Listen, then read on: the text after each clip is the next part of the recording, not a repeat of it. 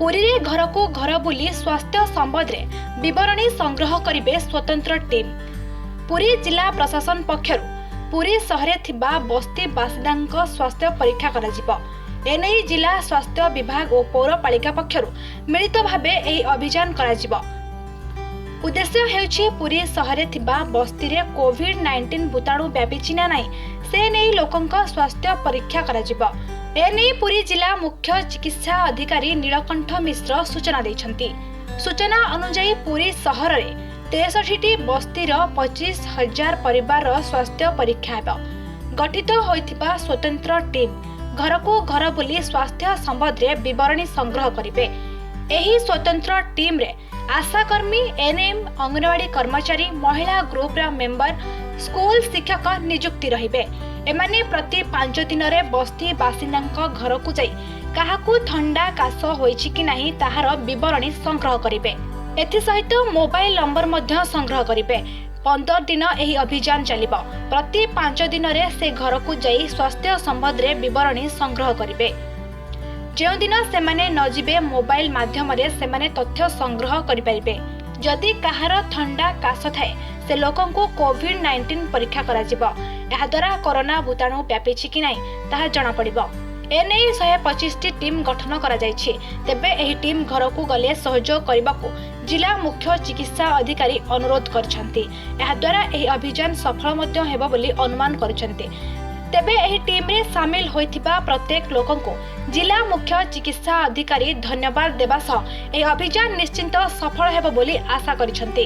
से नै पुरी शहरवासी को मध्य धन्यवाद दैछंती पुरी सीडीएमओ नीलकंठ मिश्र।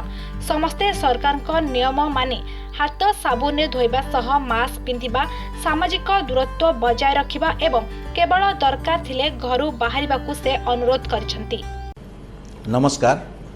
पुरी जिला प्रशासन, पुरी म्युनिसिपालिटी एवं आम जिलार स्वास्थ्य विभाग तरफ एक महत्वाकांक्षी योजना हाथ को नि जो कि पुरी सहर पाखापाखि 63 बस्तीर 25,000 परिवार स्वास्थ्य संबंध में जानापी आमर विभिन्न टीम गठन कराई। जो टीम घर को घर बुली आपणकर स्वास्थ्य संबंध विवरणी संग्रह करेंगे।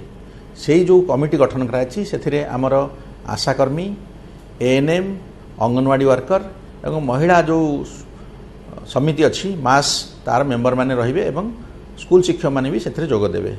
एमाने प्रति 5 दिन रे आपण घर को जिबे। आपण घरे किए ठंडा काश रोगी अच्छी कि नहीं तार विवरणी संग्रह करेंगे। आपण मानकर टेलीफोन नंबर भी संग्रह करेंगे। ये 15 दिन भीतर से 3 थर आपण घर को जिबे।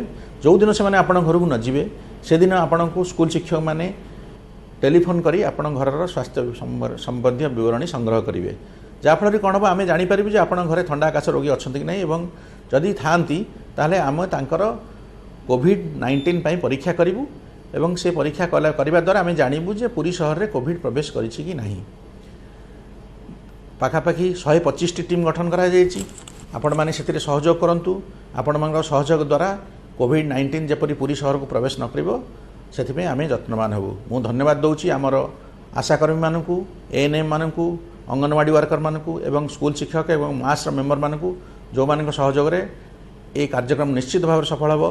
मु आपण मानक मध्य धन्यवाद दउछि जेहेतु जनसाधारण आज जाए आम मानक सहित सहयोग रे पुरी शहर को कोविड-19 प्रवेश करिया को देई नांती। सोशल डिस्टेंसिंग व सामाजिक दूरत्व, मास्क एवं समस्त जो एडवाइस दिया होछि सरकार तरफ ताको पालन करछुनी। आपण माने सेमति पालन करंतु एवं पुरी शहर को सुस्थ रखंतु।